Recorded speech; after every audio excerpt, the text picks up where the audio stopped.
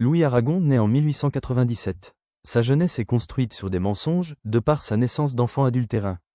Il pense alors que ses parents sont morts quand il était jeune. On lui présente sa famille comme sa famille adoptive, du fait que son père est un député et ex-préfet de police. Aragon est donc présenté comme le fils adoptif de sa grand-mère maternelle qui est Madame Claire Toucasse, comme le frère de sa mère Marguerite Toucasse-Massillon et le filleul de son père qui est Louis Andrieux.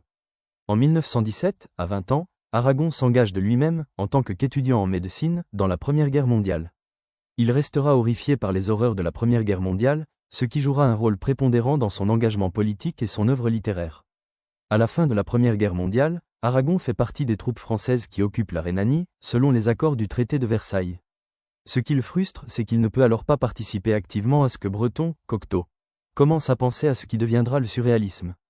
Aragon animera cette révolution littéraire à son retour à Paris. Durant la guerre, en Allemagne, Aragon entame l'écriture de Anicet ou le Panorama, il s'agit de son premier roman. Il finit de l'écrire en 1919. Avec ce roman, Aragon se pose en représentant de la modernité, il fait table rase de ses prédécesseurs, tels Apollinaire et Rimbaud. Dans ce roman, Aragon se met en scène aux côtés de Breton mais aussi d'Apollinaire et de Chaplin. Aragon est le plus influent dans l'écriture du manifeste du surréalisme. Aragon a également encouragé Soupeau et Breton à développer ce qu'ils avaient entamé avec les champs magnétiques, une œuvre essentielle du surréalisme, qui élabore le concept de l'écriture automatique. La technique de l'écriture automatique consiste à écrire sans contrôle conscient, pour laisser libre cours aux pensées, images et associations spontanées. Cette méthode vise à libérer la créativité et briser les conventions littéraires traditionnelles. En 1924, Louis Aragon publie Une vague de rêves, un texte qui raconte le surréalisme de façon pratique où il célèbre la liberté de l'esprit rejetant les contraintes logiques. La même année, André Breton publie Le manifeste du surréalisme, un essai qui théorise le surréalisme. En 1926, il dévoile Le paysan de Paris est considéré comme un roman surréaliste, ce qui est contraire aux valeurs prônées par Breton dans le manifeste. Le texte dérange les adeptes de Breton par son côté hybride, en effet, il mélange récit, poésie et réflexion. Néanmoins, la structure narrative et l'ancrage dans le réel s'éloignent de l'écriture automatique. Ce qui suscite des critiques chez les puristes du surréalisme. Contrairement à Breton, Aragon ne compte pas renoncer au genre du roman et considère même que le surréalisme gagnerait à s'en saisir. Après avoir abandonné ses études de médecine, en 1919, Aragon, par l'intermédiaire de Breton, travaille pour le couturier et mécène en art, Jacques Doucet.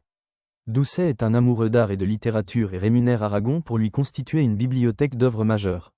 Ce partenariat permet à Aragon de se consacrer à son travail d'écrivain et de s'intégrer dans les milieux littéraires parisiens.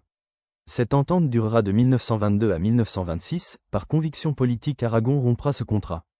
En 1927, Louis Aragon prend sa carte au PCF.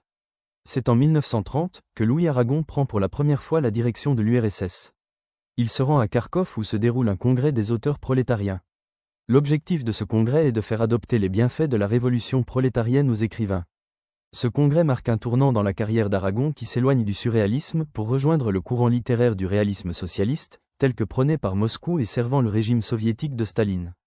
Dans la lancée de son engagement politique communiste stalinien et à sa conversion littéraire au réalisme-socialisme, Aragon publie en 1931 le poème Front rouge. Il appelle à faire feu sur les sociodémocrates et à mener une révolution. Prenant cela très au sérieux, les autorités françaises le poursuivent en justice.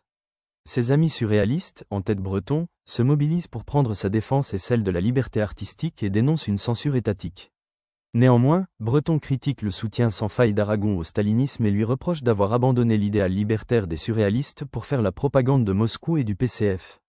Bien que reconnaissant de leur soutien, Aragon rompt avec ses anciens camarades littéraires du surréalisme. À l'après-guerre, Aragon dévoile Les communistes où il retrace le début de la guerre et la résistance communiste.